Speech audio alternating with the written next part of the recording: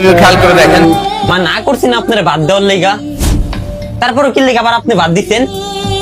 আমার এই জায়গায় ভাত আছে না, আমি ভাত লাগলে তো আপনার কমু। এই বাদটি যখন আইডা করবো তখন আপনি আমার কিন্তু বকাচকা দিতে পারবেন না। এই আমার আপনি প্রতিবার আমার জোর করে বাদ দেন। আমি ভাত লাগলে চা নিমু না আপনার থেকে, আমি তো চামু। ভাই জিন সমস্যা নেই, জিন সমস্যা আমার দাদা আছে, জিন জানাতে পারে, যাইবেন নি হের কাছে এখন। আল্লাহ আল্লাহ, উনার লোক বজ্জিন আছে 6-7টা।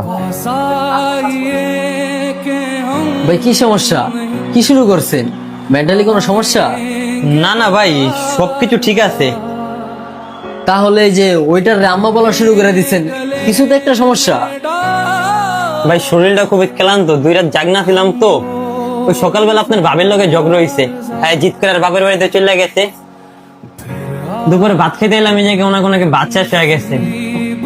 বলে যে অপেক্ষা করেন, রান্না করে ভাতাই চাচ্ছে। ওইটা আমার কথা মনে পড়ছিল, তো আপনারা এই জায়গায় এলাকাতে আগে পরে দেখিনি কা?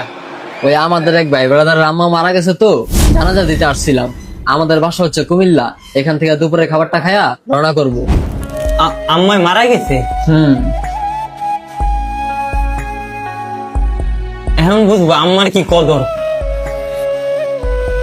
মানে বুঝলাম না ভাই, আবার কি অদ্ভুত বলা শুরু করছেন?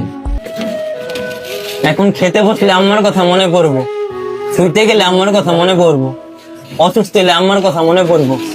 এই যেমন আমার এখন করতে আছে। ভাই আম্মা যখন বাচ্চা ছিল না, তখন ভাত নেওয়ার পর আবার জোর করে ভাত দিত।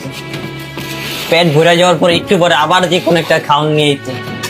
এত করে না করতাম যে লাগলে তো আমি কমু, আমি নিমু না, আমার সামনে বয়ে থাকবো, আমার খাওয়া শেষ হবো, তুমি পেট ভরতে তখন হ্যাঁ উঠবো, তখন নাকি এর কাছে খুশি লাগতো।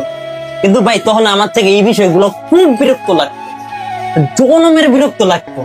যে আমার লাগলে তো আমি নিমু রে ভাই, একটা মানুষ বারবার ভাত দিতে চায়, বারবার খাওয়াইতে চায়, কি কারণে?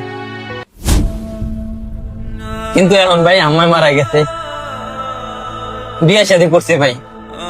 যদি 2 বেলা ভাই না খেয়ে থাকি না ভাই, একটা পাক পক্ষীও জিগায় না খাইতে কি না।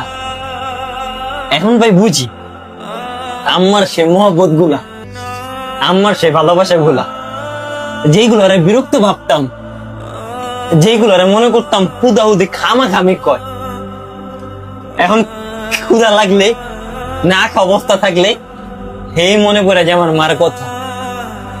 বাবা আর একটু নেই, আর একটু দি। মাঝে সাথে কল্পনায় কই মানুষ ভাবে পাগল হয়ে গেছে।